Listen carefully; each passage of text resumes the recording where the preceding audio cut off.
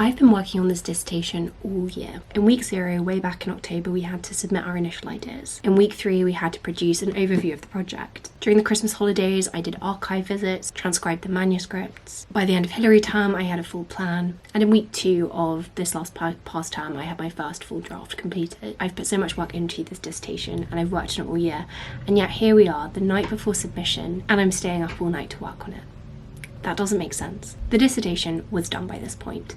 Completely and utterly done. I could have submitted it. So why? Why did I do this? Why did I stay up all night working on a project that I couldn't feasibly make valuable additions and changes to? I'd been working all day and just checking, proofreading the essay. And then I went on a walk at 5 p.m. and the plan was to go on this walk and then come back and press submit. I actually met a friend on this walk and I was like, yeah, I'm just about to go back, press submit, and then I'll be done. So on this lovely leisurely walk, but then I got back and I did not submit. Instead, I stayed up all night and just kept on proofreading this essay. I set up my camera on time lapse so that I could get a video of the final check, but I just ended up continuing recording because I stayed up and worked on it. I sat down at my desk on 5 p.m. on Sunday night and I didn't stand up again from my desk until 5:30 the next morning. Over 12 hours later, when I finally took a 40-minute nap. I time-lapsed the whole thing, or most of it. But this video, these clips, really do not encapsulate what I was feeling at the time, and that's kind of why I'm sharing them, because there is such a disconnect, such a dissonance between how I felt when I was editing and how I felt in these clips, and how unproductive I was in these moments, and how productive I look in these clips. Because looking at these clips, it looks like the paradigm of focus, the paradigm of like good academic determination and dedication, because I was very much focused and I was very focused on the work I was doing. I'm not getting distracted, I'm looking at the screen, I'm reading through everything, but it was anything but productive. I mean, what's the definition of productivity? Getting things done in an efficient, good amount of time. I always add the qualifier personally of like, you have to enjoy the work you're doing, otherwise it's not fully productive, because when you're enjoying the process of working, it automatically becomes like a better use of your time because you're putting time into something which is actually bringing you joy. That's my line of reason, at least. So sat there at my desk in these clips, I was proofreading, I was checking my referencing, I was reading through everything to make sure it made sense. But this was not a good use of time, and it was the opposite of productive, because I think at least I ended up making the dissertation worse. The reason for this, because I was not in a good headspace when I was making these changes.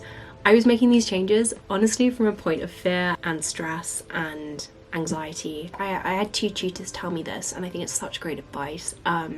You need to feel excited and confident and happy about the work that you're doing, and if you're not feeling excited about it, it's probably not a good time to be working on it, because you need to believe in what you're saying. When you write an academic essay, what you're doing is trying to convince somebody. But as I was making these changes, I was making them from a point of like, oh, this isn't very good, this is terrible, this is really bad, I need to change it, it needs to be better. I really was not thinking clearly this night. I was so worried about the dissertation, so worried that it was terrible. I became so convinced that the dissertation was bad and that I needed to change it and that I needed to kind of make it better. Even though feasibly, of course, you can't do that the night before a submission. I stayed up and tried to make changes that I thought would make it better. So I usually have a rule for myself that I will always submit the essay by midnight, at the very latest the night before submission, because a part of me knows that I could get, very, very anxious and stressed if I stayed up and kept on looking at it. And so, whole way through my degree and my undergraduate, I would always submit somewhat early, like never last minute. But this time I didn't, funnily enough, with possibly the most important essay I've ever submitted, definitely the one that I've put the most work into, the one that I've cared the most about. But I couldn't let myself submit it. I couldn't bring myself to do that. I was shaking, I was panicking, my heart was racing. It was done, but I wouldn't let myself submit it. I was worried that the essay wasn't right for the submission, predicting what an examiner wouldn't like, worrying that nobody would like it, that people wouldn't agree with my argument, that I'd made a really silly, obvious error, and made corrections when I didn't need to make corrections. I did not realise it was 4 in the morning. I am going to go to sleep very, very soon. There's one last thing I just want to check. Trust is so key, trusting yourself and trusting the past you who put all of this work into an essay. You have to trust that past version of yourself, but it's so easy not to trust yourself when you kind of fall into these negative spaces.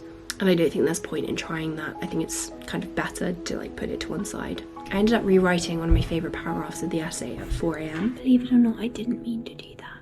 It's actually probably light outside. Which was honestly the most stupid thing I could have done, and I really regret doing it now, because I became so convinced that it didn't make sense and that the argument wasn't clear. Rewrote the paragraph. I mean, it was the same argument, same idea, but I just reworded it. And I reread the new version the day after submission, and it didn't make sense.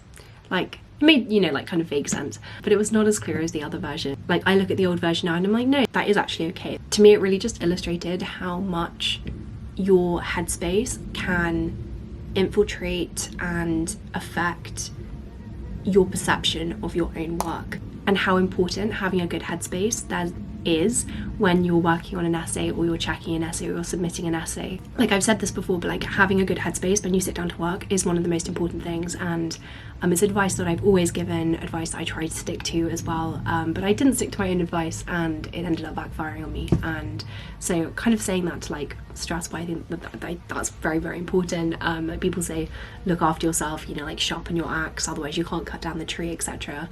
And that is so true, and I really like demonstrated that for myself with this submission, and I kind of wanted to share, and so I wanted to share this as almost a case study, quite a sad case study considering it's my dissertation. My year 4 teacher told me that we get stressed about things and we get anxious about things because we care about them, and that stress and nerves are a sign that we care about something, and that's really stuck with me. And with a dissertation, with kind of like an essay, with a project that you're working on for a very long time, of course you're going to grow to care about it more and more the more work that you do. You care about what you're arguing, you care about getting it right, you care about doing like the project that you've chosen justice, and that's a wonderful thing.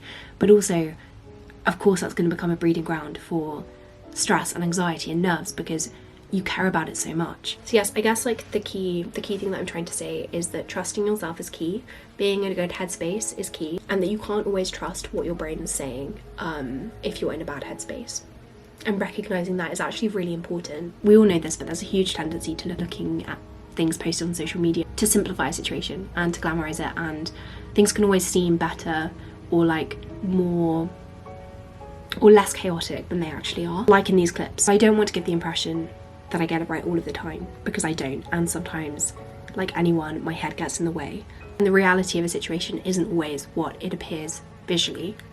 Descartes conceptualizes it through the, what is it, like the robot? Is it robots? Automatons, through the automaton thought experiment. And he says, how do I not know that everyone in the universe is just an automaton? How do I know that any of them have thoughts inside? Of course, so often we don't know those thoughts inside. We only really see this automaton image, this like kind of visualization, and that is never going to be a full accurate picture. So don't trust everything you see. That's what I'm trying to point out. I've never submitted this close to the deadline. I'm actually shaking. I've got 11 minutes till it's in, but I've just got so strung up, like checking through it and reading through it. I've got really in my own head about it. Like, my heart's racing. I ended up staying up all night. It was finished, but then I started second guessing myself, which is something that I do quite a lot. But I'm just gonna go for it because I've got 10 minutes. There is nothing I can do in 10 minutes, however much I might think that I can. I might just double check once more. I'll download it once more just to be absolutely sure. Nothing's obscured, all the page numbers are okay. And I think I'm just gonna have to do it, okay? I'm gonna download it once more. Oh my gosh, I've got 9 minutes. I just need to submit it. Okay, 3, 2, 1, let's actually do it. It's done. Oh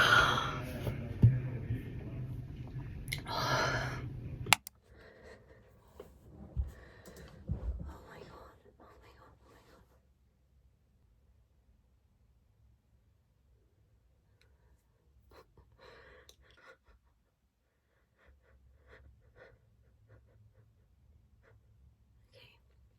It's not the end of the world, it's not the end of the world, it's not the end of the world, it's not the